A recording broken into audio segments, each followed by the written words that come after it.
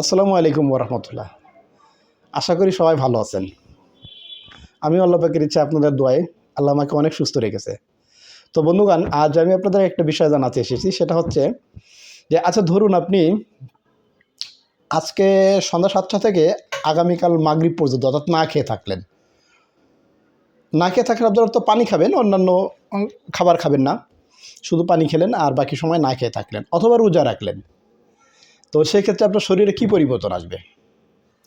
তো দেখা যায় মেডিকেলের ভাষায় আমরা বলে থাকি যে আপনি যদি 14 ঘন্টা থেকে 24 ঘন্টা পর্যন্ত না খেয়ে থাকতে পারেন, প্রয়োজন হলে একটু পানি খেলেন অথবা রোজা রাখলেন, রোজা সম্পর্কেই বলি, ধরে না খেয়ে থাকলেন 24 ঘন্টা অথবা 14 ঘন্টা, এই না খেয়ে থাকার ফলে শরীরের বিভিন্ন জায়গাতে জমে থাকা যে টিউমারগুলো আছে, এই টিউমারগুলো এবং বিভিন্ন জায়গায় পাথর, শরীরের লিভারে পাথর, কিডনিতে পাথর, মূত্রথলিতে পাথর, এই পাথরগুলো শরীরের একটা নির্দিষ্ট মুড আছে যেটাকে আমরা বলি অটোফেজি মুড। এই অটোফেজি মুডটা অন হয়ে যায় যখন আপনার শরীরের নির্দিষ্ট পরিমাণ ভিটামিন না পাবে, খাদ্য খাবার না পাবে, শরীরের ইনসুলিনস অটোফেজি মুডটাকে অন করে দেবে। সে অন করে দেওয়ার ফলে হয় কি, যে আপনার শরীরের ভিতরে যে টিউমারগুলো আছে এগুলো আস্তে আস্তে ছোট হবে এবং এই পাথরগুলো আস্তে আস্তে ছোট হয়ে আসবে। এখানে সায়েন্টিফিক ব্যাখ্যা হচ্ছে যে অটোফেজি মুডের কারণ এই যে টিউমারগুলো আছে, এই টিউমারগুলো সাধারণত টিউমারের ভিতরে কি থাকে? টিউমারের ভিতরে থাকে আছে ক্যালসিয়াম, টিউমারের ভিতরে থাকে ম্যাগনেসিয়াম, টিউমারের ভিতরে থাকে আছে আয়রন, টিউমারের ভিতরে থাকে বিভিন্ন রকমের ভিটামিন। অর্থাৎ এই যে টিউমারগুলো থাকে এইগুলো মূলত শরীরের একটা নির্দিষ্ট জায়গায় জমা হয়ে একটা খনিজের মতো হয়ে থাকে এবং একটা সময় দেখা যাচ্ছে যে ওটাকে অপারেশন করে বাইর করা লাগে।